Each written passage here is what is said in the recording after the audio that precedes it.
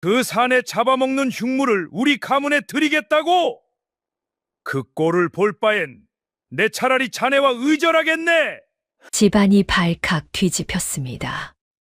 혼례만 코앞에 두면 신랑이 변을 당하는 통에 모두가 손가락질하던 여인이었지요. 매 맞고 종으로 팔려갈 뻔한 처지였습니다. 그런 여인을 고을해서 가장 지혜롭다는 과부가 굳이 며느리로 맡겠다 나선 것입니다. 그런데 이 노부인이 모두가 꺼리는 여인을 며느리로 삼으려 한 데에는 아무도 짐작 못한 깊은 뜻이 숨어 있었지요. 구독과 좋아요를 눌러주시고 어디서 듣고 계신지 댓글에 남겨주세요. 그곳으로 행복과 사랑을 가득 담아 보내드리겠습니다. 자, 그럼 오늘도 가슴 뭉클한 옛날 이야기 지금 바로 시작하겠습니다. 옛날 옛적 청하현 송화마을에 윤소정이라는 처녀가 살았습니다. 나이는 19이었지요. 갸름한 얼굴에 먹으로 그린 듯한 눈썹을 지녔고 때에 절은 무명 치마 저고리를 걸쳤어도 두 눈만은 맑게 빛났습니다. 허나 이 마을에서 소정의 이름을 곱게 부르는 이는 하나도 없었지요. 사람들은 그녀를 흉물이라 불렀습니다. 사내를 잡아먹는 살이 낀 계집이라 했지요. 그렇게 부르는 데에는 까닭이 있었습니다. 소정에게 혼담이 들어와 혼례날을 잡기만 하면 신랑이 될 사람이 갑자기 피를 토하며 자리에 드러눕는 것이었습니다. 혹은 그 집안이 까닭 모를 변을 당해 주랭랑을 치기도 했지요. 한 번이면 누구라도 우연이라 여겼을 겁니다. 두 번이면 운이 나쁘다 했겠지요. 그런데 그 일이 11번을 내리 거듭되었으니 사람들 입에 살이라는 말이 오르내리는 것도 무리는 아니었습니다. 저 처녀 곁에는 얼씬도 맑게 산에 잡아먹는 살이 끼었다지 않나. 11번일세. 멀쩡하던 총각이 혼인 말만 나오면 시름시름 앓는다는데 이게 사람의 일이겠나. 쯧쯧 곱게도 생긴 것이 팔자는 어찌 저리 사나운지. 소정은 그 수군거림을 다 들으며 자랐습니다. 어려서 부모를 여의고 먼 친척집에 얹혀 살던 처지라 누구 하나 그 손을 잡아주는 이가 없었지요. 그래도 소정은 모진 말에 대거리하는 법이 없었습니다. 오히려 보릿고개에 굶주린 아이를 보면 제 밥을 덜어 먹였고 알아 누운 노인이 있으면 밤을 새워 곁을 지켰지요. 내 앞가림도 못하면서 어찌 남부터 챙기느냐. 친척 아주머니가 혀를 차며 핀잔을 주면 소정은 그저 조용히 웃을 뿐이었습니다. 사람이 딱하면 손이 가는 것을 어찌하겠습니까? 제가 무얼 더 잃을 것이 있다고요. 그렇게 소정이 20살을 바라보던 무렵이었습니다. 12번째 혼담이 들어왔지요. 친척 내외는 이번이 마지막이라 여겼습니다. 어떻게든 입 하나를 덜 생각뿐이었지요. 이웃 고을의 호라비가 살림을 거들 여인을 구한다기에 흉한 소문은 꽁꽁 숨긴 채 부랴부랴 혼산날을 받았습니다. 그런데 혼례를 사흘 앞둔 밤, 또 그의 일이 벌어지고야 말았지요. 신랑이 될 사람이 저녁상을 받고 나서 벼란간 피를 울컥 토하더니 그대로 까무러친 것입니다. 의원이 밤새 침을 놓았으나 사내는 사람도 알아보지 못했지요. 소식을 전해 들은 신랑 집안의 낯빛이 어땠겠습니까? 역시 그 살긴 계집이었구나. 멀쩡한 내 아우를 잡으려 들다니 이를 어찌 그냥 두랴. 신랑의 형이라는 자가 장정 여럿을 거느리고 한달음에 들이닥쳤습니다. 그러고는 소정을 마당 한복판으로 끌어내 멍석에 둘둘 말아버렸지요. 살을 풀어 멀쩡한 사람을 잡은 계집이다. 당장 매우 쳐라. 몽둥이가 사정없이 내리쳤습니다. 멍석 위로 매가 떨어질 때마다 소정의 작은 몸이 들썩였지요. 살이 터지고 피가 배어 나왔습니다.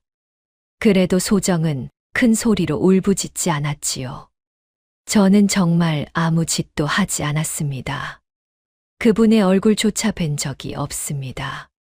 소정이 멍석 틈으로 겨우 그 말을 토해냈습니다. 허나 그 말에 귀를 기울이는 이는 아무도 없었지요. 구경 나온 마을 사람들조차 손가락질하며 수군거릴 뿐이었습니다. 그래도 사람을 저리 패도 되는 것인가? 무슨 소리? 사내를 11명이나 잡은 살인데 매로 다스려야 풀린다지 않나. 매질이 멎었을 때 소정은 흙바닥에 널브러져 가쁜 숨만 겨우 몰아쉬고 있었습니다. 설상가상이었지요. 신랑 집안이 이번엔 받은 예물값을 도로 내놓으라며 친척집 살림을 온통 들쑤셔 놓았으니까요. 견디다 못한 친척이 방문을 박차고 나왔습니다. 그 손에는 누렇게 바랜 종이 한 장이 들려 있었지요. 못 거둔다. 이젠 못 거둬. 너 하나 때문에 우리 식구가 죄 거덜나게 생겼다. 종문서에 손도장이나 찍어라. 노비 문서였습니다. 소정을 종으로 팔아넘기겠다는 것이었지요. 부모 잃고 의지할 곳 없던 처녀가 끝내 남의 집종으로 팔려갈 신세가 된 것입니다. 매 맞은 몸으로 끌려간 소정은 컴컴한 광에 갇혔습니다. 거미줄이 얼굴을 스치고 어둠 속에서 쥐가 발치를 지나갔지요. 소정은 차가운 흙바닥에 웅크려 앉아 두 팔로 제 몸을 감쌌습니다. 문득 어린 시절 머리를 쓰다듬어 주시던 아버지의 음성이 귓가에 맴돌았지요. 글과 셈을 정성껏 가르쳐 주시던 분이었습니다. 한때는 이 고을의 좌수를 지내셨다지요. 그 아버지가 어린 소정을 무릎에 앉히고 늘 이르시던 말이 있었습니다. 소정아, 억울한 일을 당하더라도 마음만은 더럽히지 말거라. 진실은 더디어도 반드시 제 길을 찾는 법이란다. 그러나 그 아버지는 까닭 모를 누명을 쓰고 세상을 떠나셨지요. 그 뒤로 소정의 곁에는 아무것도 남지 않았습니다. 가문도 집도 떳떳한 이름도 모두 사라졌지요. 이제는 그 따뜻한 가르침마저 부질없게만 느껴졌습니다. 아버지, 소녀는 이제 어찌 살아야 합니까? 소정의 마른 입술에서 가느다란 한숨이 새어나왔지요. 그렇게 소정이 어둠 속에서 홀로 울먹이고 있을 때였습니다. 광문 틈으로 누군가의 그림자가 어른거렸지요. 소정은 또 매질이 시작되는 줄 알고 흠친 몸을 움츠렸습니다. 그런데 삐걱 소리와 함께 문이 열리고 들어선 이는 뜻밖의 사람이었지요. 자그마한 체구에 짙은 남색 치마 저고리를 단정히 차려입은 노부인이었습니다. 쪽진 머리에는 백동 비녀가 꽂혀 있었고 깊은 주름 속에서도 두 눈이 형형하게 빛났지요. 송화마을 사람이라면 모르는 이가 없는 한씨 부인이었습니다. 일찍 남편을 여의고 외아들 하나를 홀로 키우면서도 고을에서 가장 지혜롭고 인덕 있다 칭송받는 과부였지요. 내가 윤소정이냐? 한씨 부인이 조용히 물었습니다. 소정은 차마 고개를 들지 못했지요. 부인께서도 제 얼굴에 침을 뱉으러 오셨습니까? 아니다. 나는 내 얼굴을 보러 왔다. 부인은 천천히 다가와 소정의 곁에 몸을 낮추었습니다. 그러고는 매맞아 부르튼 그 손을 가만히 들여다보았지요. 내가 굶주린 아이에게 밥을 나누고 병든 노인의 곁을 지켰다는 말을 들었다. 제 한 몸 건사하기도 버거운 처지에 어찌 그런 일을 하였느냐. 소정은 잠시 말이 없다가 조용히 입을 열었지요. 그 아이의 눈이 꼭 옛날의 저 같았습니다. 배골른 서름을 아는 사람은 차마 그냥 지나치지 못하는 법이지요. 노인은 일찍 여인 제 할머니가 떠올라 그랬습니다. 그뿐입니다. 한씨 부인은 그 말을 듣고 한동안 소정의 얼굴을 가만히 들여다보았습니다. 험한 일로 거칠어진 손, 매 맞아 부르튼 몸, 그러나 흐려지지 않은 맑은 눈빛이었지요. 마을 사람들은 너를 흉물이라 부르더구나. 사내를 잡아먹는 살이 끼었다고 말이다. 소정의 어깨가 가늘게 떨렸습니다. 또 그 말이로구나 싶었지요. 이 노부인마저 결국 같은 말을 하려는가 하여 가슴이 철렁 내려앉았습니다. 그런데 나는 그 말을 믿지 않는다. 뜻밖의 말에 소정이 천천히 눈을 들었지요. 한씨 부인의 눈빛에는 흔들림이 없었습니다. 얘야, 사람을 보는 눈은 소문에 있지 않고 그 사람이 견뎌온 세월에 있는 법이다. 내가 어떤 세월을 견뎌왔는지 나는 그것을 보고 싶구나. 소정은 그 말이 도무지 가슴에 와닿지 않았습니다. 평생 들어본 적 없는 따뜻한 말이었으나 매 맞아 갈라진 몸에는 그 말이 너무 멀고 아득하게만 느껴졌지요. 고운 말씀입니다. 허나 세상은 견뎌온 세월 따위 보아주지 않습니다. 사람들은 그저 소문만 볼 뿐이지요. 저는 이제 남의 집종으로 팔려갈 몸입니다. 부인께서 무어라 하신들 달라질 것이 무엇이겠습니까? 소정은 그렇게 말하고는 다시 고개를 떨구었습니다. 제 신세에 대한 체념이 뼛속까지 스며들어 있었지요. 한씨 부인은 더 캐묻지 않았습니다. 그저 한참 동안 소정의 곁에 머무르며 그 부르튼 손을 따뜻한 두 손으로 가만히 감싸 쥐었을 뿐이지요. 그 온기가 어찌나 낯설던지 소정은 그만 눈시울이 시큰해지고 말았습니다. 이윽고 부인이 자리에서 일어나 광문을 나섰지요. 그날 밤 한씨 부인의 마음속에서는 무언가가 단단히 여물어가고 있었습니다. 소정은 아직 알지 못했지요. 모두가 등을 돌린 제 인생을 송두리째 뒤바꿀 일이 바로 저 노부인의 결심에서 비롯되리라는 것을 말입니다. 일이 이 지경에 이른 데에는 그럴 만한 사연이 있었습니다. 이야기는 지난 가을로 거슬러 올라가지요. 송화마을 한복판에 한씨 부인의 집이 있었습니다. 일찍 세상을 떠난 남편 강진사가 남긴 자그마한 기와집이었지요. 한씨 부인은 그 집에서 외아들 도경과 단둘이 살았습니다. 도경은 21살 난 청년이었지요.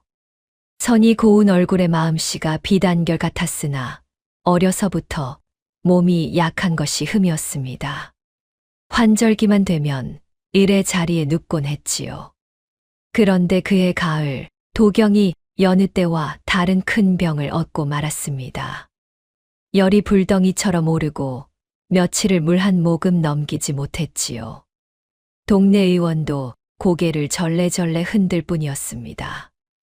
이 병은 예사약으로는 안 됩니다. 읍내 큰 약방에나 가야 구할 약재가 있긴 합니다만 그것이 무엇이든 구해 오겠습니다. 어서 일러만 주십시오. 한씨 부인은 그 길로 읍내를 향해 채비를 서둘렀지요. 헌데 큰일이었습니다. 읍내까지는 꼬박 한나절 길인데 그동안 불덩이 같은 아들 곁을 지킬 사람이 없었던 것입니다. 이웃에게 사정해 보았으나 다들 손사래를 쳤지요. 옳는 병이면 어쩌려고요. 죄송합니다만 그 일만은 못하겠습니다. 발을 동동 구르며 애를 태우던 한씨 부인의 눈에 마침 저작거리를 지나던 한 처녀가 들어왔습니다. 윤소정이었지요. 소정은 그 딱한 사정을 전해 듣고 한참을 망설였습니다. 제가 누구입니까? 산에 잡아먹는 살이 끼었다. 손가락질 받는 처녀가 아니던가요? 행여 제가 곁에 있다 도련님이 잘못되기라도 하면 또 무슨 말을 들을지 몰랐지요. 그러나 자식 살리려 애끓는 노모의 모습에 소정은 차마 발길을 돌릴 수가 없었습니다. 어머님, 제가 곁을 지키겠습니다. 어서 읍내로 가서 약을 구해 오십시오. 허나 너는 내가 누구인 줄도 모르고 압니다. 한씨 부인 댁 도련님이 위중하시다는 것을요. 사람이 죽고 사는 일에 살이 끼었네. 마네가 무슨 대수겠습니까? 마음 놓고 다녀오십시오. 그 말에 한씨 부인은 떨어지지 않는 발걸음을 겨우 옮겼지요. 그리하여 소정은 부인이 약을 구해올 때까지 꼬박 도경의 곁을 지켰습니다. 찬 물수건으로 밤새 열을 식히고 마른 입술을 적셔 미음을 떠 넣었지요. 더러워진 자리를 갈고 식은땀을 닦았습니다. 잠 한숨 자지 않고 사흘 밤낮을 그리했지요. 나흘째 되던 새벽 마침내 도경이 눈을 떴습니다. 흐릿한 눈에 처음 들어온 것은 제 머리맡에서 약사발을 대고 있는 낯선 처녀의 모습이었지요. 뉘십니까? 도경이 갈라진 목소리로 겨우 물었습니다. 이제 정신이 드십니까? 참으로 다행입니다. 어머님께서 곧 돌아오실 겁니다. 어찌 남도거리는 병자의 곁을 지키고 계신지요. 나는 그대가 누구인지도 모르는데. 소정은 식은 미음을 다시 데우며 담담히 답했지요. 어머님께서 그리 애를 태우시는데 어찌 그냥 지나치겠습니까? 어서 기운을 차리시기만 하면 됩니다. 해 질 무렵 한씨 부인이 약을 구해 한 걸음에 돌아왔습니다. 깨어난 아들을 보고는 그만 왈칵 눈물을 쏟았지요. 도경아, 정신이 들었구나. 이게 다 이 처녀 덕이다. 사흘 밤낮을 한숨도 안 자고 너를 살려냈느니라. 그 은혜를 소자가 어찌 갚아야 할지요. 도경이 소정을 향해 힘겹게 고개를 숙였습니다. 소정은 손을 내저으며 조용히 자리를 물러났지요. 갚으실 것 없습니다. 도련님이 이리 깨어나신 것만으로 족합니다. 그럼 소녀는 이만 물러가겠습니다. 얘야, 잠깐만. 한씨 부인이 돌아서는 소정을 가만히 불러 세웠지요. 내 이름이 무엇이냐? 이 은혜를 내 결코 잊지 않으마. 윤소정이라 합니다. 은혜랄 것도 없으니 부디 마음에 담아두지 마십시오. 소정은 그 말만 남기고 총총히 사라졌습니다. 헌데 소정이 떠난 뒤 한 이웃이 한씨 부인을 찾아와 수군거렸습니다. 부인, 그 처녀가 누구인 줄이나 아십니까? 사내를 11명이나 잡았다는 그 살긴 처녀 아닙니까? 그런 흉물을 병자 곁에 들이다니 큰일 날 소리지요. 그러자 자리에 누운 도경이 약한 목소리로 그러나 또렷이 입을 열었지요. 그 말씀 거두어 주십시오. 사내를 잡는 살이라니요.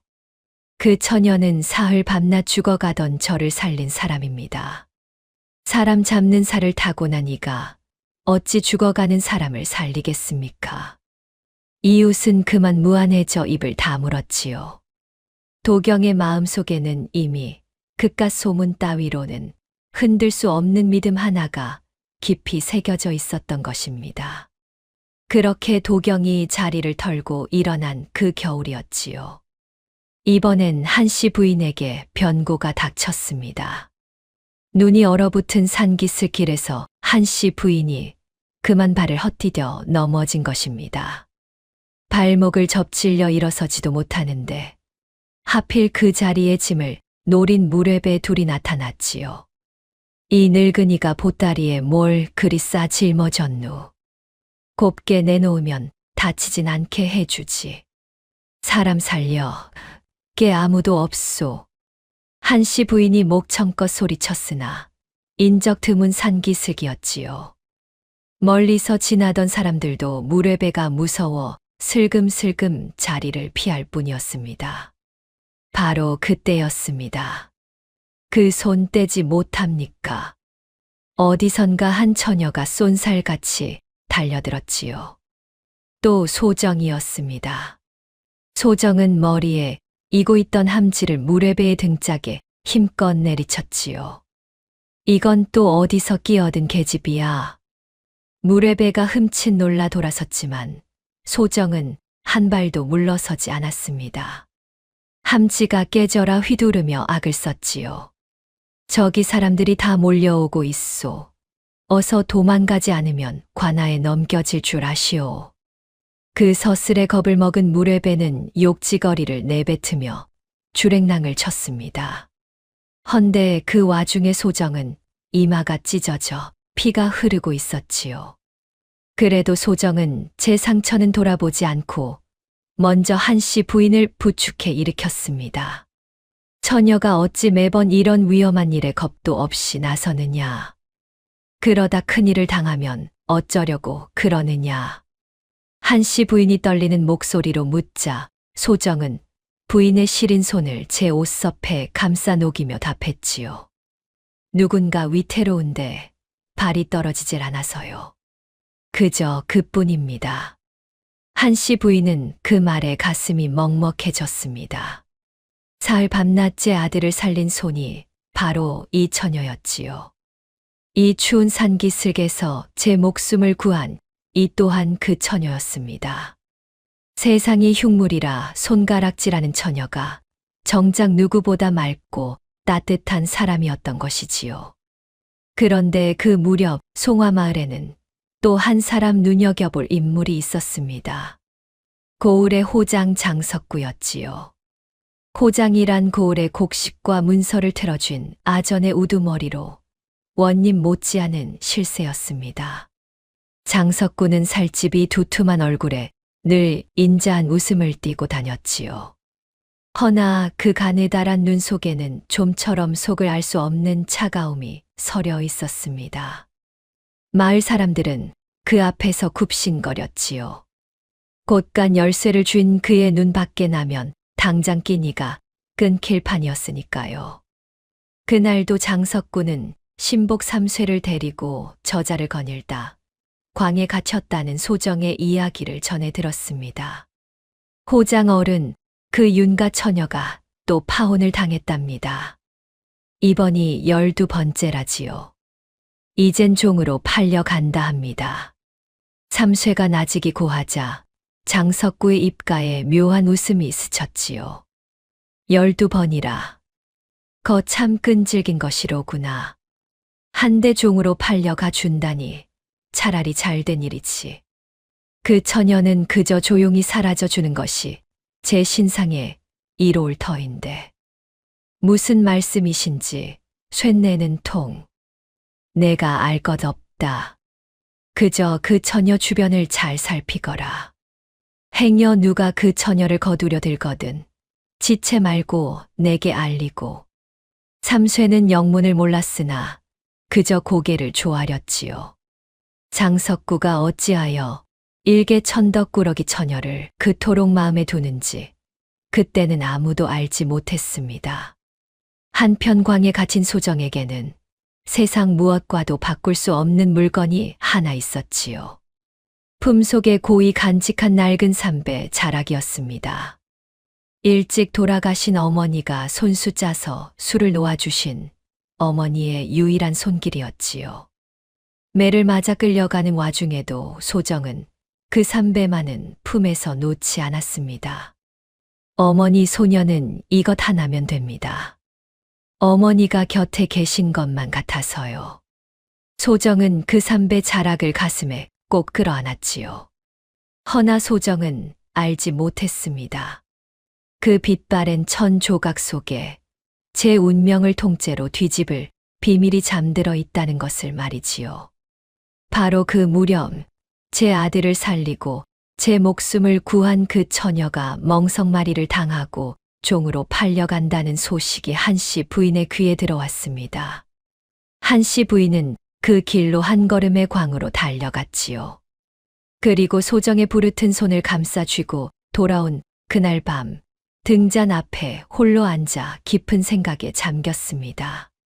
한 번도 아니고 12번이라. 그것도 혼례 날만 잡으면 어김없이 신랑이 변을 당한다. 세상에 그런 살이 어디 있단 말인가. 생각하면 할수록 이상한 일이었지요. 진짜 살이 끼었다면 어찌 때를 그리도 정확히 맞춘단 말입니까? 더구나 소정은 사경을 헤매던 제 아들을 사흘 밤낮 지켜 살려낸 처녀였지요. 사람 잡는 살이 낀 처녀였다면 죽어가던 도경이 어찌 멀쩡히 살아났겠습니까? 도무지 앞뒤가 맞지 않는구나. 한씨 부인의 두 눈이 형형하게 빛났습니다.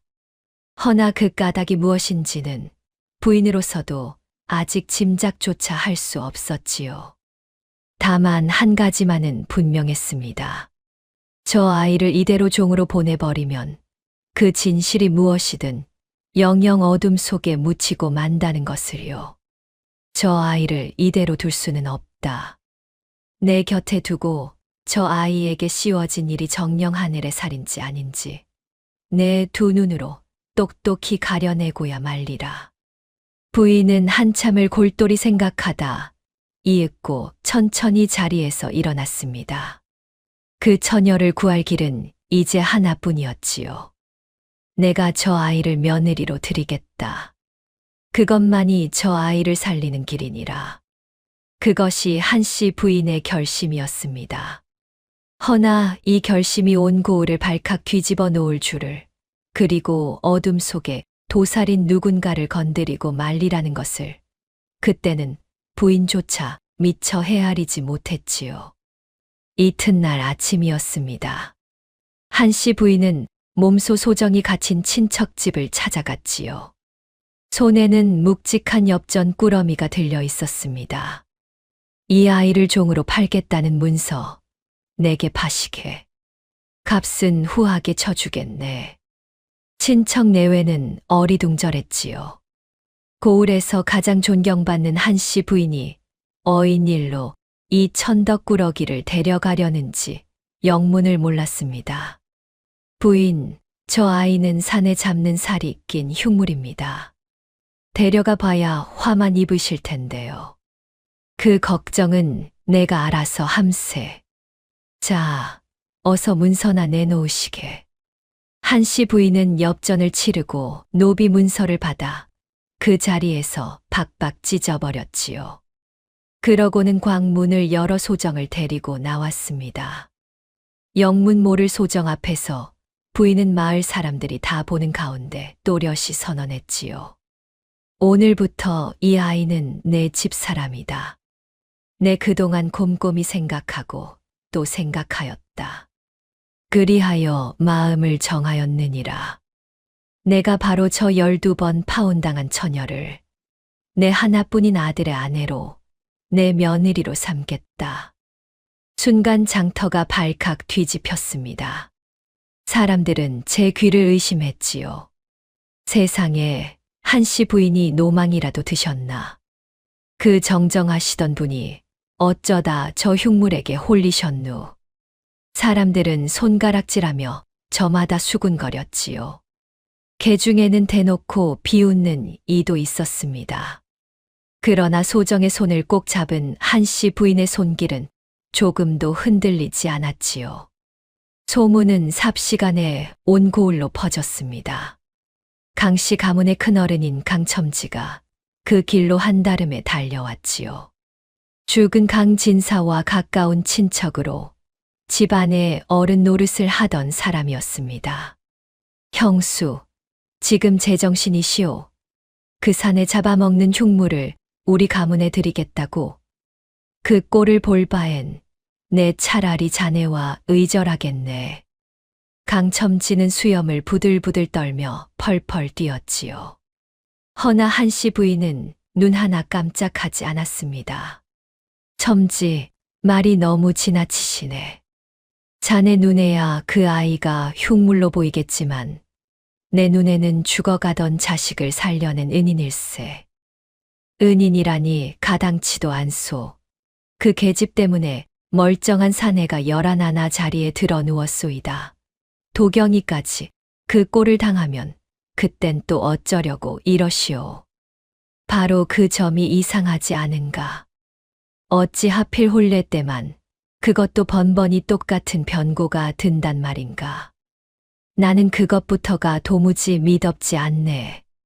살이라 못 받기 전에 내 두 눈으로 그 까닭을 똑똑히 가려낼 참이야. 가려낸다니 무슨 한가한 소리요. 성한 총각이 11 줄줄이 쓰러진 게 살이 아니면 무엇이란 말이오. 그것이 정령살 탓인지 아닌지는 두고 보면 알 일이지. 두고 보시게. 강첨지는 기가 막혀 한동안 말문이 막혔지요. 바로 그때 자리를 털고 나온 도경이 어머니 곁에 와 섰습니다. 숙부님, 어머니 말씀이 모두 옳습니다. 그 사람은 사흘 밤낮 죽어가던 저를 살려낸 은인입니다. 저는 그 사람을 아내로 맡고 싶습니다. 에잉, 모자가 어찌 이리 똑같이 실성을 했단 말이냐. 나는 모르겠네. 나중에 화를 입어도 나는 정녕 모르는 일일세. 강첨지는 소매를 거칠게 뿌리치고 가버렸지요. 그날 이후 온 고을이 등을 돌렸습니다. 혼례에 와줄 이도 축하해 줄 사람도 없었지요. 그래도 한씨 부인의 뜻은 바위처럼 굳건했습니다. 정작 가장 괴로운 것은 소정이었지요. 그날 밤 소정은 한씨 부인 앞에 엎드려 눈물로 빌었습니다. 어머님, 아니 됩니다. 소녀를 거두신 은혜만으로도 갚을 길이 없는데 어찌 도련님까지 위험에 빠뜨리겠습니까? 소녀에게 정말 살이 끼었다면 도련님이 잘못되십니다. 그리 되면 소녀는 죽어서도 그 죄를 다 못 씁니다. 부디 이 혼사만은 거두어 주십시오. 얘야, 고개를 들거라. 한씨 부인은 엎드린 소정을 일으켜 그 두 손을 꼭 잡았지요. 내 너를 며느리로 드리려는 것은 그저 불쌍히 여겨서가 아니다. 나는 사람을 본다. 너는 살을 타고난 흉물이 아니라 누구보다 맑고 굳센 사람이야. 그 누명을 벗겨줄 이는 이 세상에 나밖에 없다는 것을 나는 잘 안다. 그러니 두려워 말고 이 어미를 믿거라. 소정은 그 따뜻한 손을 붙들고 한참을 흐느꼈지요.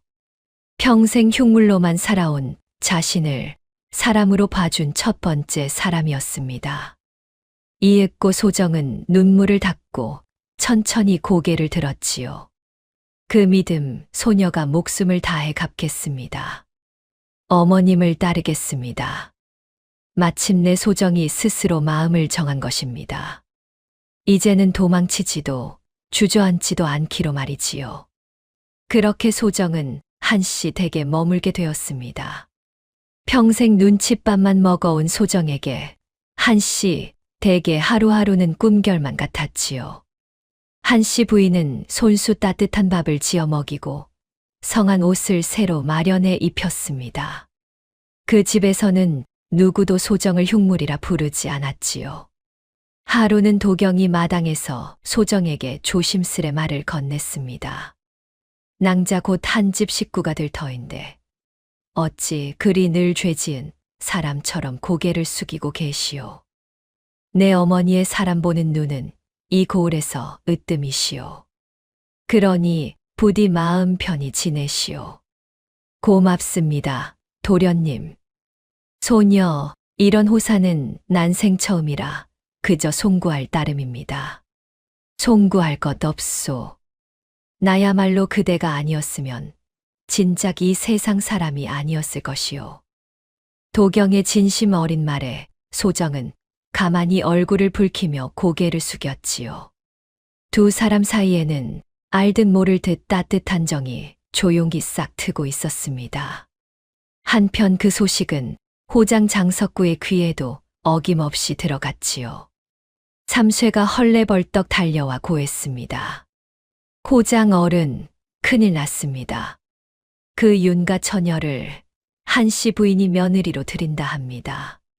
순간 장석구의 얼굴에서 그 인자한 웃음이 싹 가셨지요.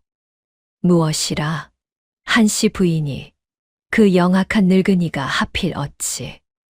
장석구는 부채를 쥔 손을 부르르 떨었습니다. 하필이면 고을에서 가장 영리하고 입김센 과부가 그 처녀를 거두다니. 이는 결코 두고 볼 수 없는 일이었지요.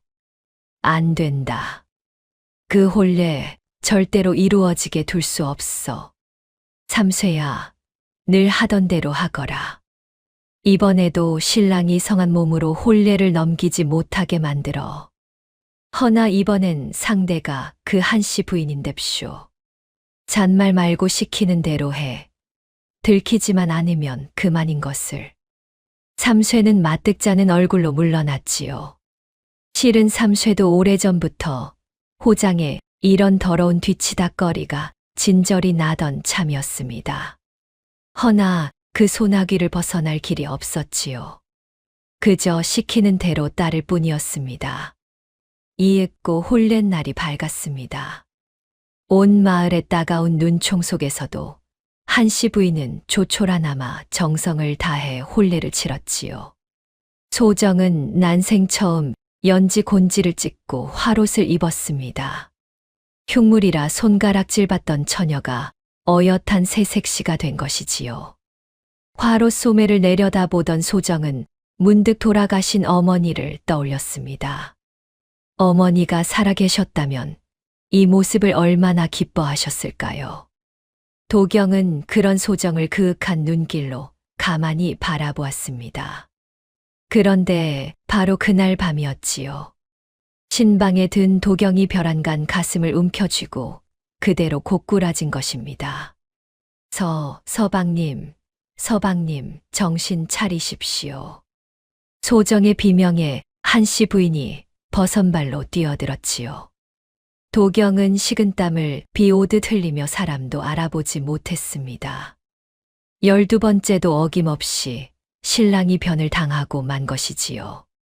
소정은 떨리는 손으로 도경의 이마와 손발을 살폈습니다. 한데 이상한 점이 눈에 들어왔지요. 입가에 희미하게 푸른 기가 돌고 온몸이 식은땀으로 흥건한 것이었습니다. 소정은 그만 흠칫했지요. 지난 11번 신랑이 쓰러질 때마다 마을에 떠돌던 말이 바로 이것이었으니까요. 입술이 새파래지고 진땀을 쏟다가 그대로 까무러쳤다지. 언젠가 우물가에서 안악들이 그리 수군대는 것을 소정도 똑똑히 들은 적이 있었습니다. 두 눈으로 직접 본 신랑은 도경이 처음이었으나 그 모습은 소문으로 듣던 것과 소름 끼치도록 똑같았지요. 정말 살 때문일까? 아니면 무언가 다른 까닭이 있는 것일까? 소정의 가슴 속에 작은 의문 하나가 싹 텄습니다. 허나 지금은 그것을 깊이 헤아릴 겨를이 없었지요. 곧이어 소정의 온몸이 사시나무처럼 떨려왔습니다. 결국 또 자신 때문인 것만 같았지요. 소정은 비척비척 일어나 방문 쪽으로 물러섰습니다. 결국 또 소녀 때문입니다. 소녀가 곁에 있는 한 서방님은 끝내 무사하지 못할 것입니다.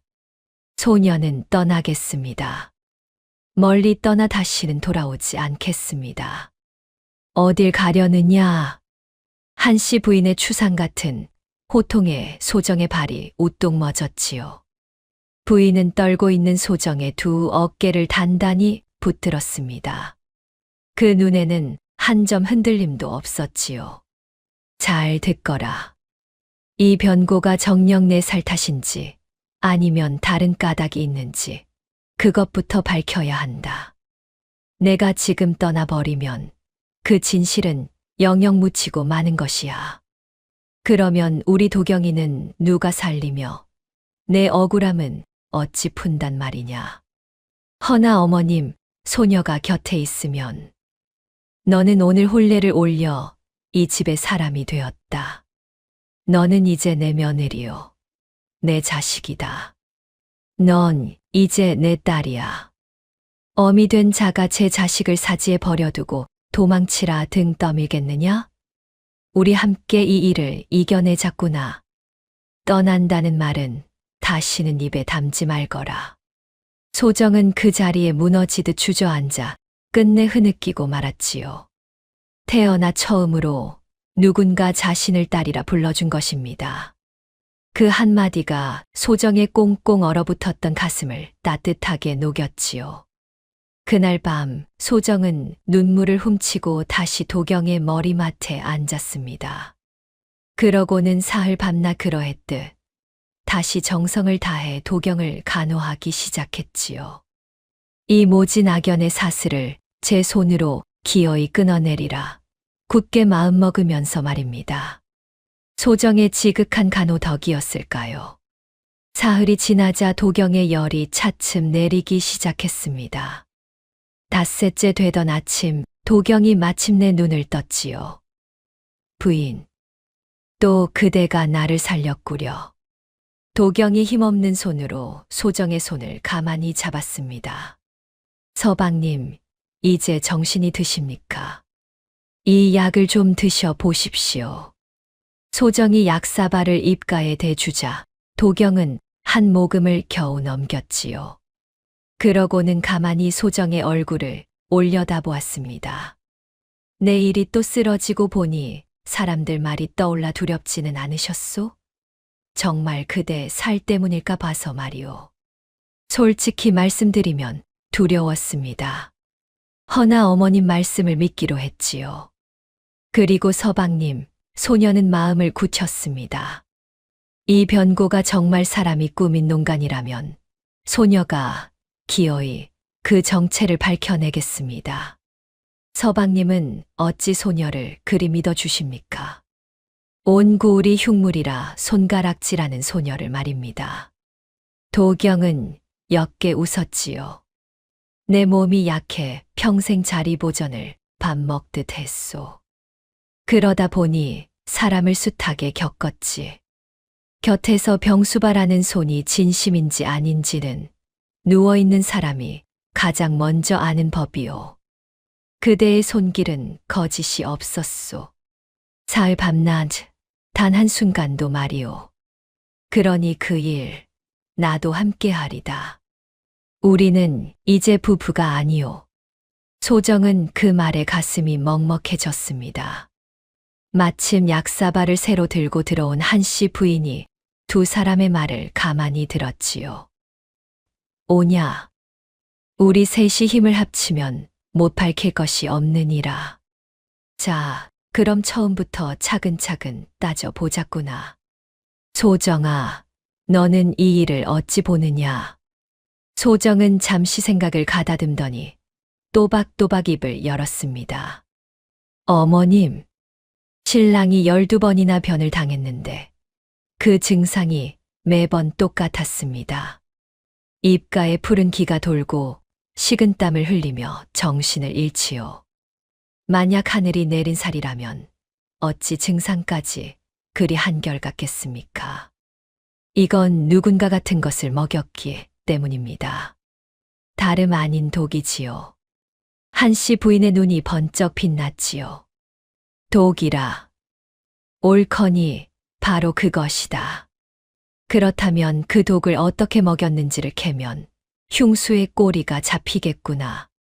도경아, 본래 그날 무얼 먹고 마셨는지 기억나느냐? 도경은 흐릿한 기억을 더듬었습니다. 여느 때와 다를 것이 없었습니다. 그저, 그러고 보니 술이 한 병 있었지요.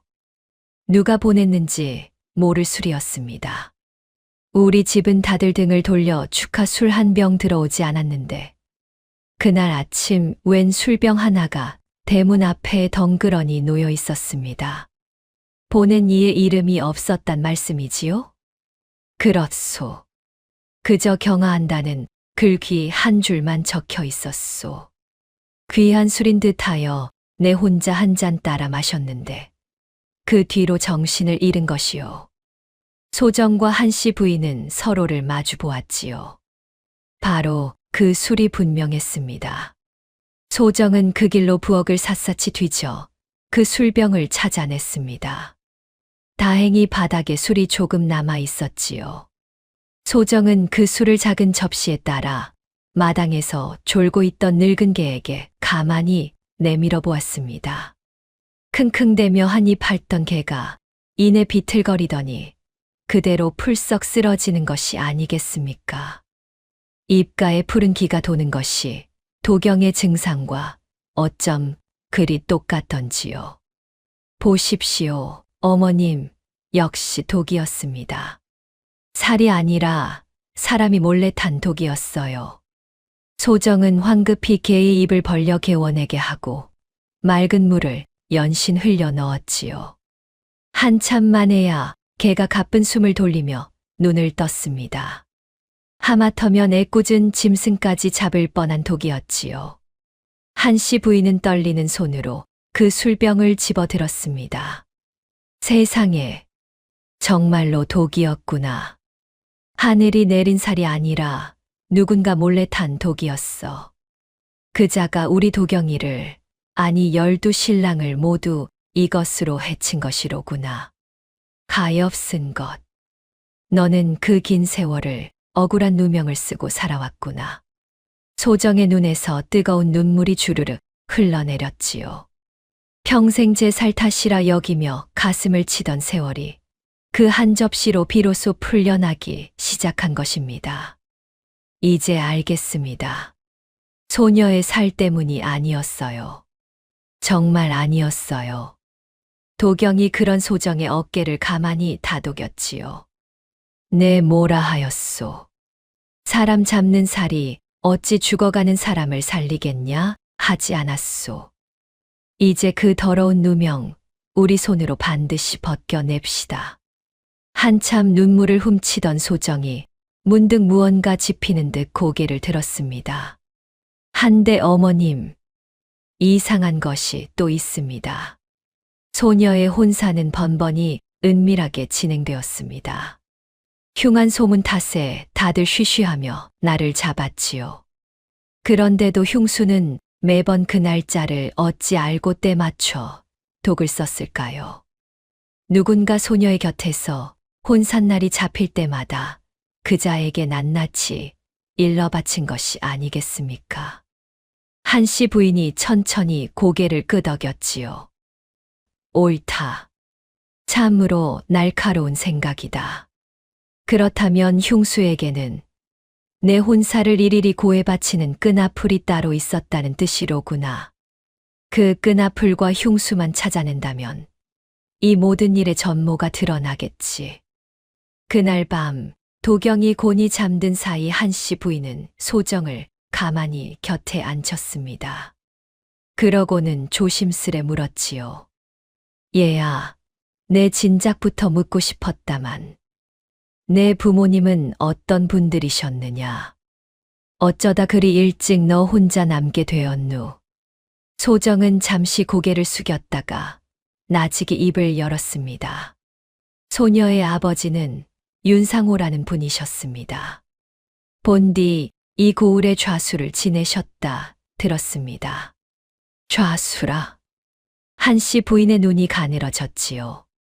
좌수라면 고을 양반을 대표하던 자리, 결코 한미한 집안이 아니었습니다. 예. 허나 소녀가 9살 되던 해 아버지는 까닭 모를 누명을 쓰고 옥에 갇히셨다가 그만 세상을 드셨습니다. 무슨 큰 죄를 지었다 하였으나 소녀는 끝내 그 곡절을 알지 못했지요. 가사는 모조리 빼앗기고 어머니는 그 충격에 시름시름 앓다 돌아가셨습니다. 소녀는 그저 먼 친척집을 전전하며 흉물이라 손가락질 받으며 자랐습니다. 한씨 부인은 한참을 말이 없었지요. 10수년 전 멀쩡하던 좌수 하나가 하루아침에 죄인이 되어 비명에 갔다는 소문을 부인도 어렴풋이 기억하고 있었던 것입니다. 윤좌수라. 그 무렵 갑자기 세도를 얻어 떵떵거리기 시작한 자가 누구였더라. 부인의 머릿속에 흐릿한 그림 하나가 어렴풋이 떠오르기 시작했지요. 허나 아직은 안개 속처럼 희미할 뿐이었습니다. 부인은 그 생각을 일단 가슴 깊이 묻어두었지요. 내 사정이 그러했구나. 참으로 고생이 많았다, 우리 아가. 허나 이제 너는 혼자가 아니다. 우리가 그 한 맺힌 일까지 언젠가 반드시 함께 밝혀주마. 소정은 그 따뜻한 말에 또 한 번 눈시울을 붉혔습니다. 이튿날 소정은 이른 새벽부터 우물가를 찾았지요. 물을 깃는 안악들에게 조심스레 그날 일을 물었습니다. 처음엔 흉물이라 겼는지라며 입을 다물던 안악들도 소정의 간곡한 청에 하나둘 기억을 떠올렸지요. 가만히 있자 그러고 보니 홀랫날 새벽에 웬 사내 하나가 한시 댁 골목을 기웃거리는 걸 봤네. 보따리 같은 걸 끼고 있었지. 맞아, 나도 봤어. 아주 낯선 얼굴은 아니었는데 어디서 봤더라. 아, 호장댁. 호장댁에서 잔심부름하는 그 빼빼 마른 사내 아니던가. 소정의 가슴이 철렁 내려앉았지요. 호장댁이라니요.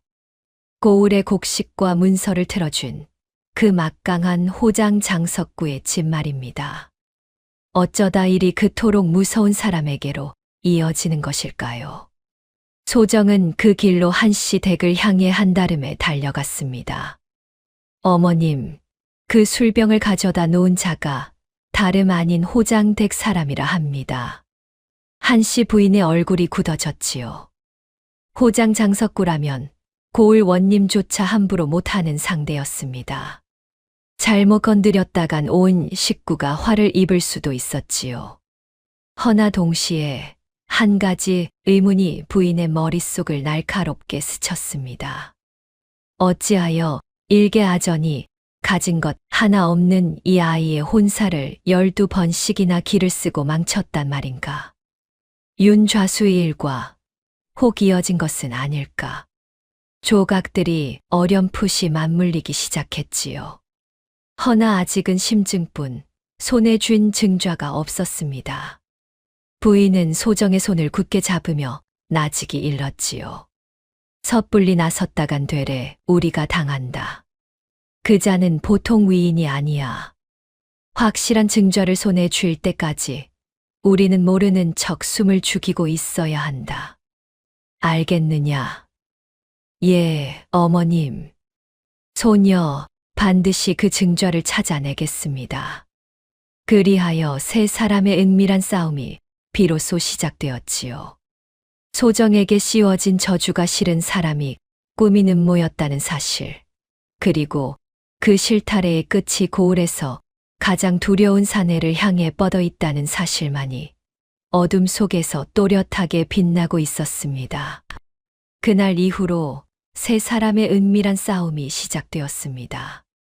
한씨 부인은 짐짓 아무 일도 없다는 듯 태연히 행세하며 소정과 도경에게 조용히 할 일을 나누어 주었지요. 어느새 몸을 추스른 도경도 소정과 함께 발로 뛰기로 했습니다. 부인, 나도 이제 성안이 함께 다닙시다. 그대 혼자 위험한 곳을 다니게 둘 수는 없소.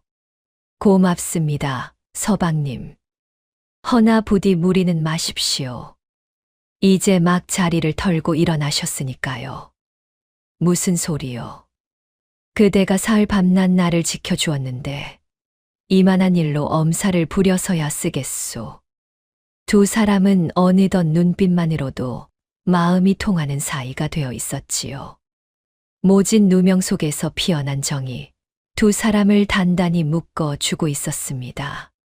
처음에 두 사람은 호장댁 사정을 아는 이를 찾아 마을을 돌았지요. 허나 호장의 이름만 꺼내도 사람들은 손사래를 치며 입을 닫았습니다. 쉿, 그 어른 얘긴 꺼내지도 말게. 괜히 잘못 엮였다간 곧간 곡식 한 톨 구경 못하네. 나는 아무것도 모르오. 그저 모를 뿐이오. 가는 곳마다 굳게 닫힌 문이었지요. 고울을 틀어쥔 호장의 위세가 그만큼 무서웠던 것입니다. 첫걸음부터 벽에 부딪힌 소정은 잠시 막막했지요. 허나 이내 마음을 다잡았습니다. 사람들의 입은 막혔어도 물건은 거짓말을 못합니다. 그 독이 대체 어디서 났는지 그것부터 찾아봅시다.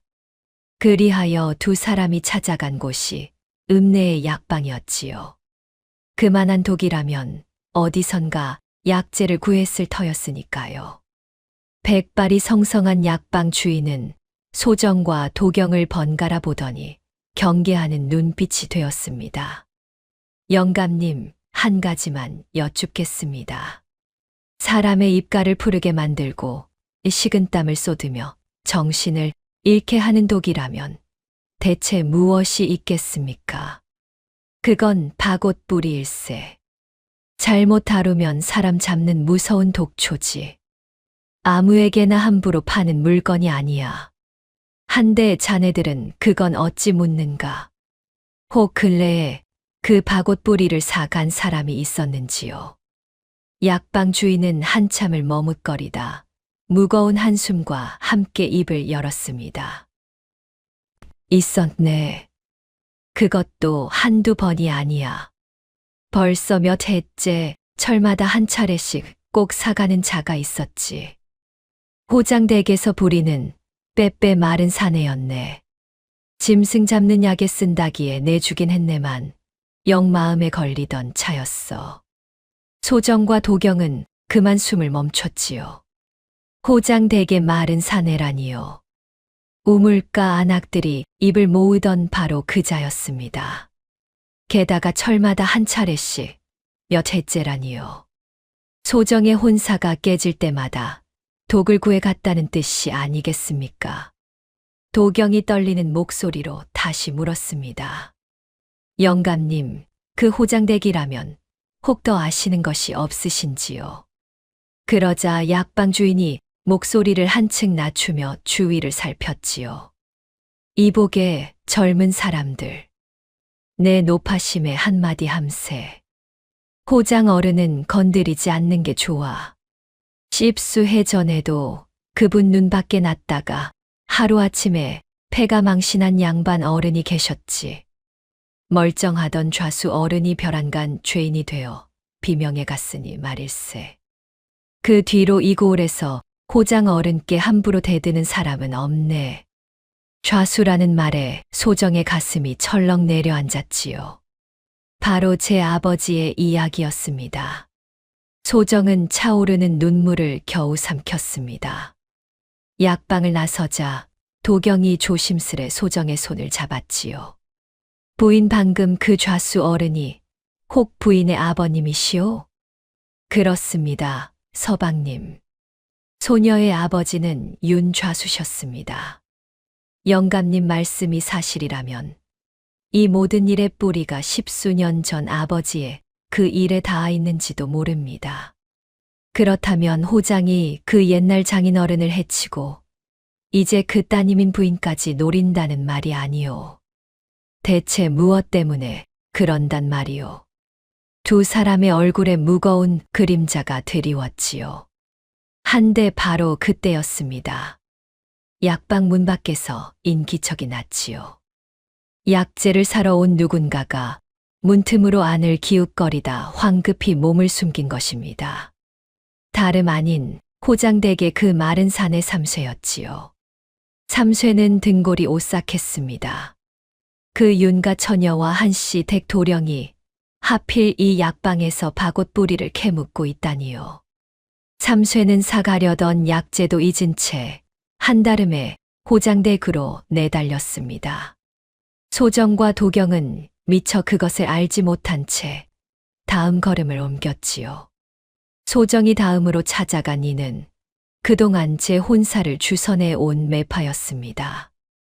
혼삿날을 미리 알 수 있는 자가 누구일까 곰곰이 따져보니 바로 그 매파가 떠올랐던 것이지요. 소정은 짐짓 모르는 척 떡과 술을 정성껏 대접하며 넌지시 말문을 열었습니다. 아주머니, 그동안 저 같은 것 때문에 마음고생이 크셨지요. 한데 참 이상하지 않습니까? 제 혼삿날은 늘 쉬쉬하며 자랐는데 어찌 그때마다 흉한 일이 생겼을까요? 혹 아주머니께서 누구에게 그 날짜를 흘리신 적은 없으신지요? 매파는 흠칫 놀라 손사래를 쳤지요. 무슨 소리를 하는 게야. 내가 그걸 누구한테 말한단 말인가. 허나 소정이 가만히 그 눈을 들여다보자 매파의 낯빛이 점점 하얗게 질려갔습니다. 이윽고 매파는 떨리는 목소리로 끝내 모든 것을 실토하고 말았지요. 사실은 호장댁에서 사람이 왔었네. 자네 혼산날이 잡힐 때마다 미리 알려주면 후하게 살해하겠다고. 나는 그저 돈 몇 푼에 눈이 멀어서. 그것이 그런 끔찍한 일에 쓰일 줄은 정말 꿈에도 몰랐네. 미안하이, 정말 면목이 없네. 소정의 등줄기가 서늘해졌습니다. 이로써 모든 것이 맞아떨어졌지요. 호장댁이 매파를 매수해 혼산날을 알아내고 그 마른 사내가 날짜에 맞춰 박옷뿌리 독을 썼던 것입니다. 모든 화살이 호장 장석구 단 한 사람을 가리키고 있었지요. 소정은 그 길로 한시 댁으로 돌아와 알아낸 것을 낱낱이 고했습니다. 약방에서 들은 박옷뿌리며 매파의 자백이며 빠짐없이 말이지요. 잘하였다, 우리 아가. 이제 그림이 거의 다 그려졌구나. 호장이 매파를 매수해 날짜를 알아내고 삼쇠를 시켜 독을 썼다. 한데 도경아, 한 가지 큰 걱정이 있다. 무엇입니까, 어머니? 이 일을 관하에 고한들 과연 바로 잡힐까? 지금 고을 현감은 장석구와 한 통속이나 다름없다. 꽃간 곡식을 나눠 먹는 사이라는 소문이 자자하지. 섣불리 고했다간 도리어 우리가 무고죄로 몰릴 게야. 소정의 얼굴이 어두워졌습니다. 그러면 어찌해야 합니까? 증좌를 모은들 고할 곳이 없다는 말씀이십니까? 그러니 장석구가 결코 발뺌 못할 더없이 확실한 증좌가 있어야 한다. 그리고 그것을 들고 갈 더 높은 곳을 찾아야지. 조급해 말거라. 우리는 아직 숨을 죽이고 있어야 한다. 세 사람은 그렇게 다음을 기약했지요. 허나 그들의 적은 그들이 생각한 것보다 훨씬 빠르고 잔인하게 움직이고 있었습니다. 먼저 달려와 고변한 삼쇠 앞에서 장석구의 얼굴은 잔뜩 일그러져 있었지요. 호장 어른, 그 윤가 처녀와 한시 댁 도령이 약방에서 박옷뿌리를 캐묻고 있었습니다요. 아무래도 눈치를 챈 듯합니다. 이런 발칙한 것들.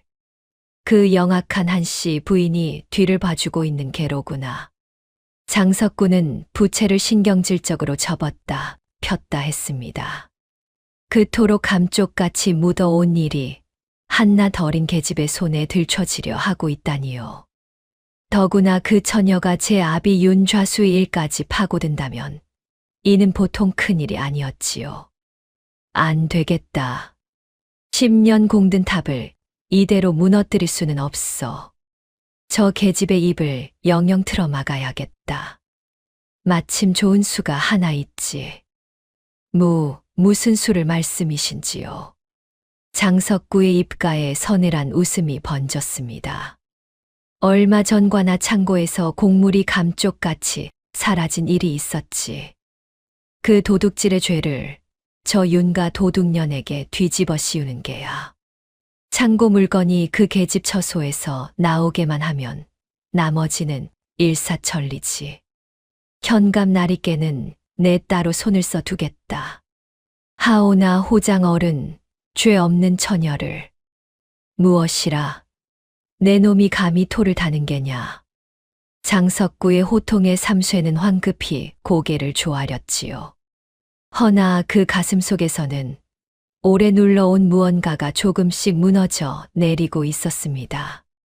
죄 없는 사람을 해치는 일에 이제는 진저리가 났던 것이지요. 그러나 호장의 소나기를 벗어날 엄두는 아직 내지 못했습니다. 이렇게 하여 진실에 한 걸음 다가섰다. 여긴 바로 그 순간이었지요. 소정에게는 더 큰 시련이 소리 없이 다가오고 있었습니다. 간신히 벗으려던 누명 위에 이번엔 도둑이라는 또 다른 멍해가 덮어 씌워지려 하고 있었던 것입니다.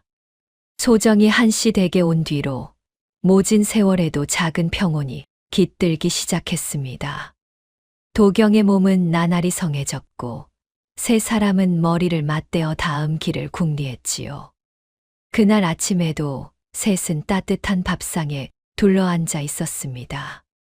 어머님, 서방님, 이 은혜를 입고도 소녀가 받기만 하니 그저 송구합니다. 무슨 소리냐? 우리는 한 식구가 아니더냐? 조금만 더 힘을 내자꾸나. 그 흉악한 자의 꼬리를 곧 잡고 말 것이야. 도경도 흐뭇하게 웃으며 거들었지요. 이제 곧 그대의 누명을 벗기고 떳떳이 마을을 활보할 날이 올 것이오. 우리 조금만 더 견딥시다. 소정은 난생 처음 제게도 돌아갈 집과 따뜻한 식구가 생겼음을 느꼈지요. 허나 그 단란함은 오래가지 못했습니다.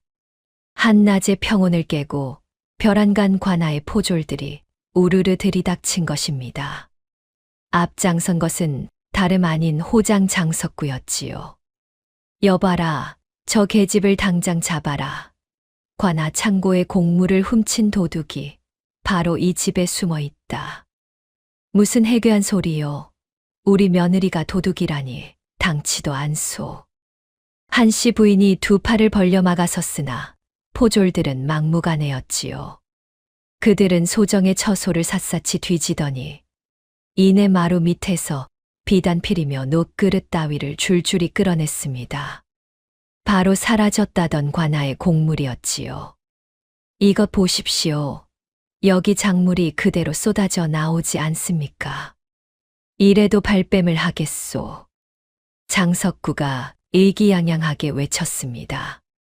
소정은 그만 기가 막혔지요. 난생 처음 보는 물건들이었으니까요. 소녀는 결단코 모르는 물건입니다. 누군가 일부러 갖다 놓은 것입니다. 어머님, 소녀는 정말 아닙니다. 닥치거라. 작물이 내 처소에서 나왔거늘 무슨 발뺌이냐. 어서 끌고 가렸다. 소정은 그렇게 오랏줄에 묶여 관아로 끌려갔습니다.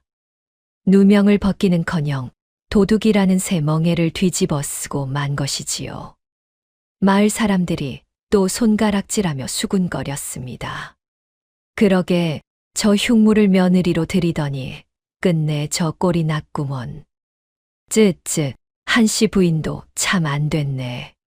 관아의 현감은 장석구와 한통속이었지요. 그는 소정을 형틀에 묶고는 다짜고짜 곤장을 들라 명했습니다. 내 죄를 이실직고 하렸다. 내가 관아의 곡물을 훔쳐렸다. 아닙니다. 소녀는 그 물건을 본 적도 없고 손을 댄 일도 없습니다. 저것이 매를 맞아야 바른 말을 하겠구나. 여봐라, 매우 쳐라. 곤장이 막 치켜 올라간 순간이었습니다. 누군가 형틀 앞으로 몸을 던지듯 뛰어들었지요. 다름 아닌 도경이었습니다. 아직 성치 않은 몸을 이끌고 한다름에 달려온 것이지요. 멈추시오. 이 사람은 아무 죄가 없소. 정죄를 묻겠거든 지압이 나를 치시오. 도경은 소정을 등 뒤로 감싸며 제 등을 내밀었습니다. 서방님, 안 됩니다. 어서 비키십시오, 제발. 부인은 가만히 계시오. 그대가 매를 맞는 꼴을 내 두 눈 뜨고 어찌 본단 말이오. 현감은 코웃음을 쳤지요. 부부가 아주 가관이로구나. 그리도 대신 맞고 싶다면 좋다. 저 사내부터 쳐라. 곤장이 도경의 등을 사정없이 내리쳤습니다. 이제 막 병석에서 일어난 몸이었지요. 한 대, 두 대, 매가 떨어질 때마다 도경의 입에서 신음이 새어 나왔습니다. 그래도 도경은 소정을 감싼 팔을 풀지 않았지요. 소정은 찢어지는 가슴으로 울부짖었습니다. 그만하십시오. 차라리 소녀를 치십시오. 제발 그만. 바로 그때 장석구가 음흉한 미소를 띠며 슬그머니 나섰습니다. 현감 나리. 가만 보니 이것이 저 계집 하나로 끝날 일이 아닌 듯합니다.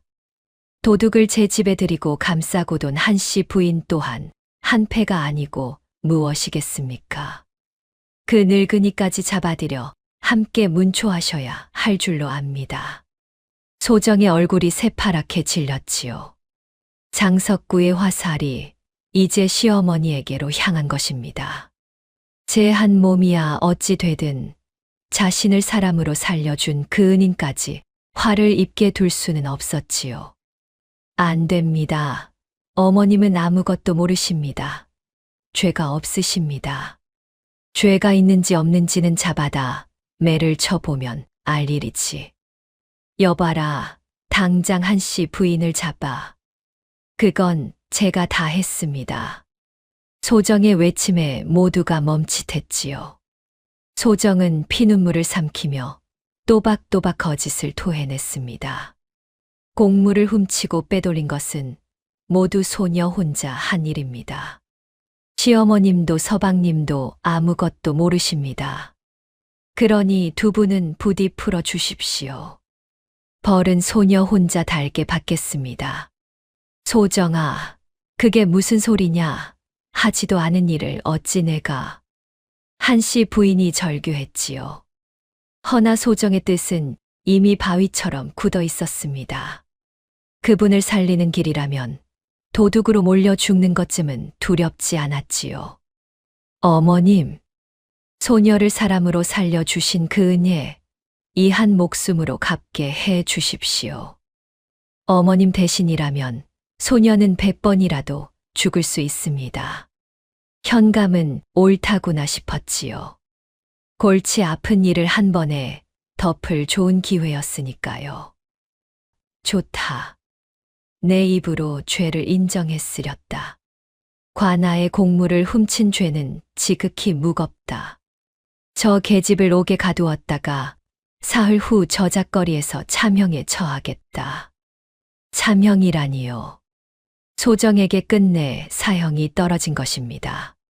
도경은 피투성이 몸으로 오열했고 한씨 부인은 그 자리에 풀썩 주저앉고 말았지요. 가까스로 잡힐 듯하던 진실도 소정의 목숨도 한순간에 벼랑 끝으로 내몰렸습니다. 한편 일이 제 뜻대로 풀리자 장석구는 호장댁으로 돌아와 회심의 미소를 짓고 있었지요. 하하, 10년 묵은 골칫거리가 사흘 뒤면 영영 사라지는구나. 제 아비처럼 그 계집도 죄인으로 죽고 나면 윤가의 핏줄은 이 땅에서 깨끗이 지워지는 게지. 곁에 선 삼쇠는 차마 그 말을 듣고만 있기가 괴로웠지요. 허나 끝내 입이 떨어지지 않았습니다. 죄 없는 처녀가 제 손에 엮여 죽게 생겼는데도 호장이 두려워 한마디도 못하는 제 꼴이 삼쇠는 죽도록 미웠습니다. 그날 밤 한씨 부인은 매에 다친 도경을 부축해 옥사를 찾았지요. 옥졸에게 사정해 잠시 면회를 얻은 것이지요. 옥 안의 소정은 모진 매에 시달린 몸으로도 두 사람을 보자 애써 미소를 지어 보였습니다. 어머님, 서방님, 성치 않은 몸으로 어찌 여기까지 오셨습니까? 부인, 도경이 쇠창살을 부여잡았지요. 내 기어이 그대를 빼낼 것이오. 그러니 조금만 더 견뎌주시오. 서방님은 그 몸부터 돌보셔야지요. 소녀는 괜찮습니다. 정말 괜찮습니다. 소정은 떨리는 손을 창살 사이로 내밀어 도경의 다친 손등을 가만히 어루만졌지요. 그러고는 한씨 부인을 향해 품속 깊이 간직했던 낡은 삼배 자락을 꺼내 들었습니다. 어머님, 이것은 소녀의 어머니께서 남기신 단 하나의 유품입니다. 소녀가 평생을 품고 살아온 것이지요. 이제 소녀에게 남은 것이 이것뿐인데 부디 어머님께서 간직해 주십시오. 그리고 그동안 보잘것없는 소녀를 딸이라 불러주셔서 참으로 행복했습니다. 한씨 부인은 그 삼배를 받아들고 끝내 오열했습니다. 차마 말을 잊지 못했지요. 이 어리석은 것아. 어찌 너 혼자 그 모든 것을 짊어지려 하느냐. 안 된다. 내 무슨 수를 써서라도 너를 살려낼 것이다. 반드시.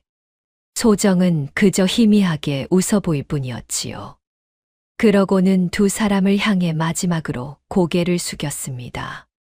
두 사람이 무거운 걸음으로 떠난 뒤 소정은 차디찬 옥 바닥에 홀로 남았지요.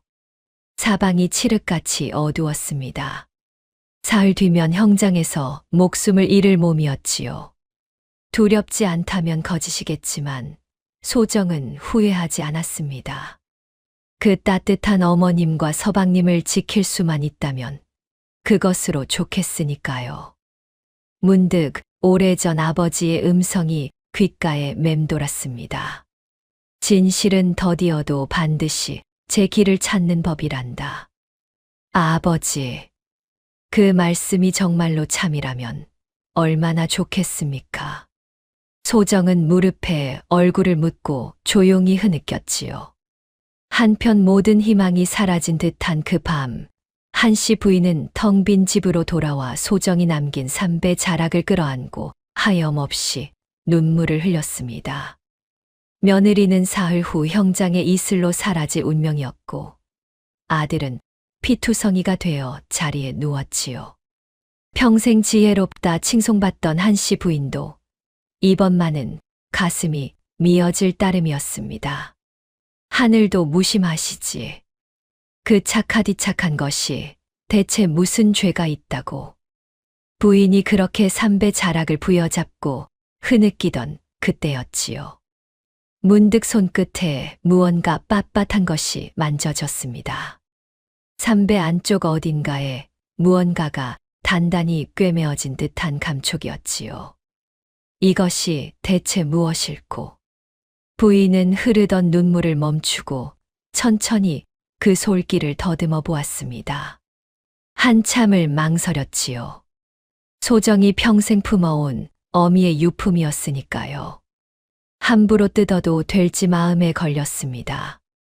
허나 며느리의 목숨이 경각에 달린 마당이었지요. 부인은 떨리는 손으로 조심스레 그 솔길을 한 올 한 올 뜯기 시작했습니다. 수십 년 세월을 견뎌온 그 낡은 천 조각 속에 무언가가 깊이 숨겨져 있었던 것이지요. 그것이 바로 모든 것을 뒤바꿀 진실의 열쇠임을 한씨 부인은 아직 알지 못했습니다. 떨리는 손끝으로 솔기를 다 뜯어내자 삼배 안쪽에서 곱게 접힌 종이 뭉치가 모습을 드러냈습니다. 세월에 누렇게 바랜 그것은 다름 아닌 한 권의 장부였지요. 한씨 부인은 등잔부를 끌어당겨 떨리는 마음으로 그것을 펼쳐보았습니다. 그 안에는 실로 엄청난 비밀이 빼곡히 적혀 있었지요. 호장 장석구가 10수년에 걸쳐 고을의 환곡을 빼돌린 내역, 그리고 그 사실을 적발한 좌수 윤상호를 모함하여 죄인으로 몰아 죽이고 그 가산을 통째로 삼킨 전말이 낱낱이 기록되어 있었던 것입니다. 세상에 이럴 수가. 한씨 부인은 그만 입을 틀어 막았습니다. 이것은 소정의 아버지 윤 좌수가 죽기 직전 목숨을 걸고 남긴 증거였지요. 장석구의 죄상을 적은 이 밀장부를 어린 딸의 삼배 옷자락 속에 몰래 꿰매어 숨겨둔 것입니다. 행여 제 신변에 일이 생기더라도 언젠가 진실이 밝혀지기를 바라면서 말이지요. 그제야 모든 것이 환하게 들어맞았습니다. 장석구가 어찌하여 가진 것 하나 없는 소정의 혼사를 12번씩이나 길을 쓰고 막았는지를요. 소정이 혼인하여 든든한 뒷배라도 얻게 되면 행여 제 아비의 억울한 죽음을 파헤칠까 두려웠던 것이지요. 그래서 그 어린 것이 시집도 못 가게 산에 잡는 흉물로 평생 손가락질 받으며 살게 만든 것입니다. 가엾은 것. 너는 내 아비가 남긴 보물을 평생 품에 안고도 그것이 무엇인지조차 모른 채 그 모진 세월을 견뎌왔구나. 한씨 부인의 두 눈에서 굵은 눈물이 흘러내렸지요. 그 순간 광에 갇힌 소정에게 처음 건넸던 제 말이 떠올랐습니다. 사람을 보는 눈은 소문에 있지 않고 그 사람이 견뎌온 세월에 있는 법이다. 그 견뎌온 세월의 끝에서 마침내 진실이 모습을 드러낸 것이지요. 그리고 죽은 윤 좌수가 딸에게 늘 일렀다던 그 말 또한 결코 헛되지 않았습니다. 진실은 더디어도 끝내 제 길을 찾아온 것입니다. 마침 잠에서 깬 도경이 어머니의 심상찮은 기색에 몸을 일으켰지요. 어머니, 무슨 일이십니까? 그 손에 든 것은? 도경아, 이걸 보아라. 소정이 그 아이가 제 아비의 원통한 사연을 평생 품에 안고도 모르고 있었구나. 이것이 바로 그 증거다. 도경의 눈이 크게 떠졌습니다. 그렇다면 이제 소정 부인의 누명을 벗겨 낼 수 있는 것입니까? 그래. 허나 한시가 급하다. 형 집행일이 머지않았으니. 허나 기쁨도 잠시 한씨 부인은 정신이 번쩍 들었습니다. 이 증거를 들고 관하로 간들 현감은 장석구와 한 통속이 아니던가요. 도리어 증거를 빼앗기고 멸문지화를 당할 판이었지요. 장석구의 손이 닿지 않는 더 높은 곳을 찾아야 했습니다. 마침 며칠 전부터 고을에는 흉흉한 소문이 돌고 있었지요. 환곡을 둘러싼 비리가 하도 심해 백성들의 원성이 하늘을 찌르자 나라에서 암행어사를 풀어 그 죄를 캐고 있다는 것이었습니다. 그리고 그 암행어사가 지금 이 부근을 은밀히 살피고 있다는 풍문이었지요. 하늘이 무심치 않으셨구나. 그래, 암행어사를 찾자. 이 증거라면 그분도 결코 외면치 못하실 것이다. 한씨 부인은 그 길로 도경과 함께 어사가 묻고 있다는 주막을 수소문에 찾아 나섰습니다. 다 떨어진 베옷에 페랭이를 눌러쓴 한낱 떠돌이 과객처럼 보이는 이가 바로 그 암행어사였지요. 한씨 부인은 그 앞에 엎드려 밀장불을 두 손으로 받쳐 올렸습니다. 나리, 부디 이 늙은이의 말을 들어주십시오. 여기 호장 장석구가 10수년간 저지른 죄상이 낱낱이 적혀 있나이다. 환곡을 빼돌리고 죄 없는 좌수를 모함해 죽인 증거이옵니다. 한데 지금 그 좌수의 무남동녀가 또다시 누명을 쓰고 머지않아 형장에서 목숨을 잃게 생겼습니다. 부디 굽어 살펴 주소서. 어사는 그 밀장불을 한 장 한 장 넘겨 읽더니 두 눈을 번뜩였지요. 마침 그가 쫓고 있던 환곡 비리의 뿌리가 바로 이 장석구였던 것입니다. 지난날의 죄와 오늘의 죄가 이 한 권의 장부로 한 줄에 꿰어진 셈이었지요. 부인, 참으로 잘 가져오셨소. 내 이미 이 고을 환곡의 농간을 캐고 있던 참이요. 이제야 모든 악귀가 맞아떨어졌구려. 염려 놓으시오. 형을 집행하는 그날 내 반드시 그 형장으로 가리다. 마침내 형장의 날이 밝았습니다. 저작거리에는 구경꾼이 구름처럼 모여들었지요. 산에 잡는 살이 끼었다던 그 흉물이 이번엔 도둑질까지 하여 참형을 당한다 하니 말이지요. 형틀에 묶인 소정은 핏기 없는 얼굴로 그저 담담히 두 눈을 감고 있었습니다. 그 곁에는 득이양양한 장석구와 거드름을 피우는 현감이 나란히 자리하고 있었지요. 죄인 윤소정은 들으라. 관아의 공물을 훔친 죄 죽음으로 다스리노라. 여봐라, 형을 집행하라. 현감이 명을 내리자 시퍼런 칼을 든 형리가 소정에게로 다가섰습니다. 바로 그 순간이었지요. 그 칼을 멈추시오. 군중을 해치고 한씨 부인이 뛰쳐나왔습니다. 매를 맞아 성치 않은 도경도 이를 악물고 그 뒤를 따랐지요. 현감날이 이 처녀는 죄가 없소이다. 진짜 죄인은 따로 있소. 바로 저기 있는 호장 장석구 올시다. 한씨 부인은 품에서 밀장불을 꺼내 높이 치켜들었습니다. 여기 그 증거가 있소. 장석구가 환곡을 빼돌리고 그것을 적발한 윤좌수를 모함해 죽인 죄상이 이 장부에 낱낱이 적혀 있소이다. 저 소정은 바로 그 윤좌수의 따님이요. 장석구는 제 죄가 드러날까가 두려워 10수년간 이 처녀의 혼사를 도구로 망치고 이제 도둑 누명까지 씌운 것이 왜다. 군중이 크게 술렁였습니다. 형장은 삽시간에 발칵 뒤집혔지요. 허나 장석구는 그리 호락호락한 위인이 아니었습니다. 그는 잠시 흠칫했으나 이내 너털웃음을 터뜨렸지요.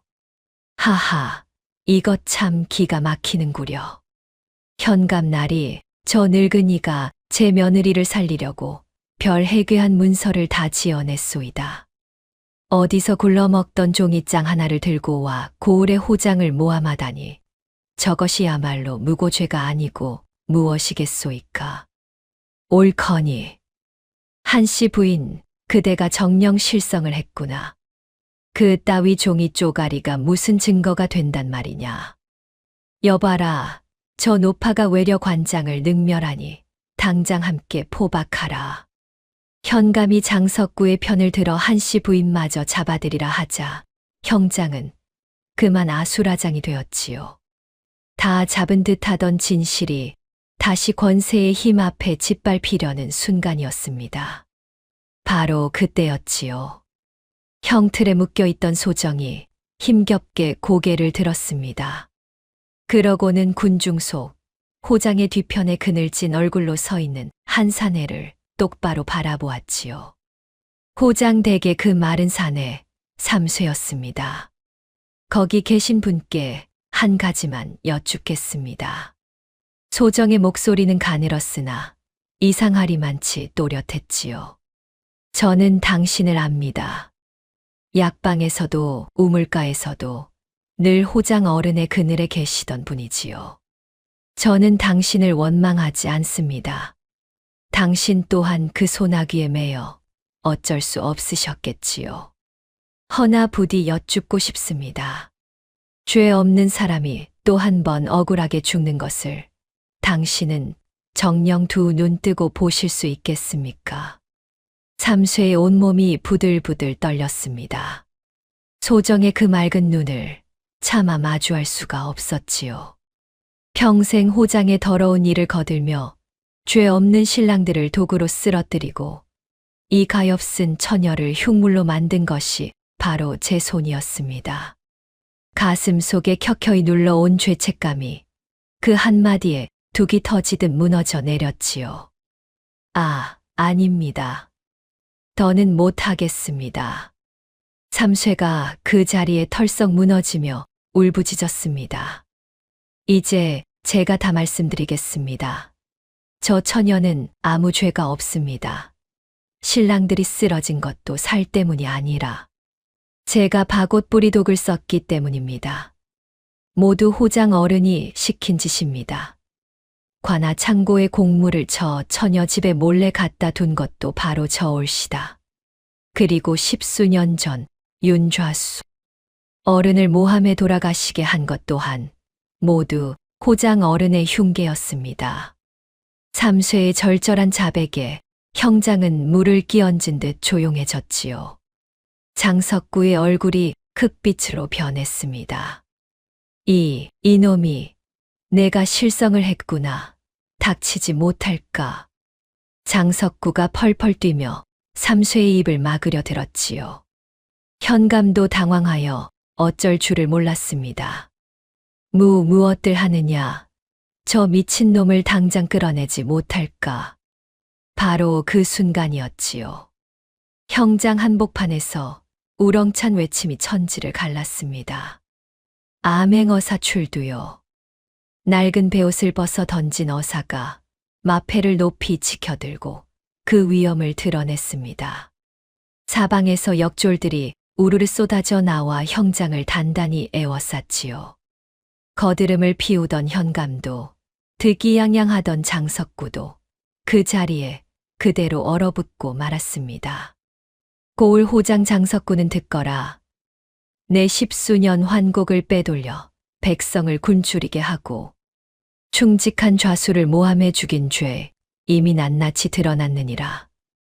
그리고 현감은 그 죄를 알고도 한통속이 되어 죄 없는 양민을 죽이려 하였으니 그 허물 또한 결코 가볍지 않다. 여봐라, 저 두 죄인을 당장 포박하라. 나리, 이건 모함입니다. 소인은 억울하옵니다. 장석구가 발버둥을 쳤으나 소용없었지요. 역졸들이 우르르 달려들어 장석구와 현감을 오랏줄로 단단히 묶었습니다.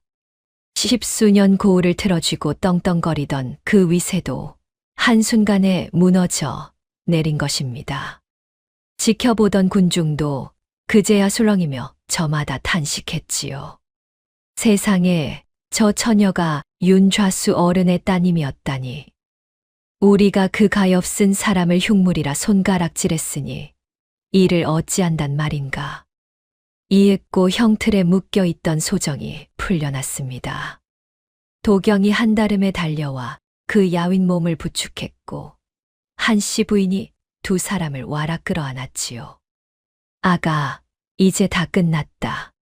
내 아비의 누명도 내게 씌워진 그 모진 멍에도 모두 벗겨졌어. 너는 이제 떳떳한 윤좌수의 따님이니라. 소정의 두 눈에서 하염없이 눈물이 흘렀습니다. 평생 흉물이라 손가락질 받으며 견뎌온 그 모진 세월이 마침내 끝에 다다른 것이지요. 얼마 뒤 나라에서는 윤좌수의 억울한 죄를 모두 벗기고 그 명예를 회복시켜 주었습니다. 장석구가 빼앗았던 윤씨 가문의 가산도 고스란히 소정에게 되돌아왔지요. 백성의 곡식을 빼돌린 장석구와 부패한 현감은 무거운 벌을 받아 멀리 유배를 떠났습니다. 고장의 소나귀에 매여 모진 일을 거들었던 삼쇠는 스스로 죄를 뉘우치고 자백한 정상이 참작되어 가벼운 벌로 그쳤지요. 그는 그 길로 고을을 떠나 속죄하는 마음으로 평생 가난한 이들을 도우며 살았다고 합니다. 한때 소정에게 손가락질하던 마을 사람들은 이제 너나 없이 부끄러워하며 그 앞에 고개를 숙였습니다. 산에 잡는 흉물이라던 처녀가 실은 효심 깊고 지혜로운 좌수의 따님이었음을 비로소 알게 된 것이지요. 아버지의 신원이 회복되던 날, 소정은 한씨 부인의 손을 꼭 잡고 떨리는 목소리로 말했습니다. 어머님. 그날 그 컴컴한 광에서 어머님께서 소녀의 손을 잡아 주지 않으셨다면 소녀는 진작 이 세상 사람이 아니었을 것입니다. 이 은혜를 소녀는 평생 잊지 않겠습니다. 무슨 소리냐. 너는 내게 둘도 없는 딸이거늘. 우리 이제 지나간 서름일랑 다 잊고 행복하게만 살자꾸나. 곁에 선도경도 두 사람을 바라보며 환하게 웃었지요. 훗날 사람들은 이 이야기를 두고두고 전하며 이렇게 말했다고 합니다. 한씨 부인이 그 모진 손가락질 속에서도 끝내 한 사람을 알아본 것은 떠도는 소문이 아니라 그가 묵묵히 견뎌온 세월을 보았기 때문이라고요. 그렇습니다. 사람을 보는 눈은 소문에 있는 것이 아니라 그 사람이 견뎌온 세월 속에 있는 법이지요. 소정은 도경과 더불어 오래오래 행복하게 살았습니다. 그리고 제게 새 삶을 안겨준 시어머니 한씨 부인을 친어머니처럼 극진히 모셨다고 하지요. 모진 누명을 견뎌낸 그 자리에 피어난 따뜻한 정이야말로 세상 그 무엇보다 값진 것이었습니다. 지금까지 12번 파혼당한 처녀를 며느리 삼은 지혜로운 시어머니 이야기였습니다. 끝까지 들어주셔서 진심으로 감사합니다. 다음에 또 다른 이야기로 찾아뵙겠습니다.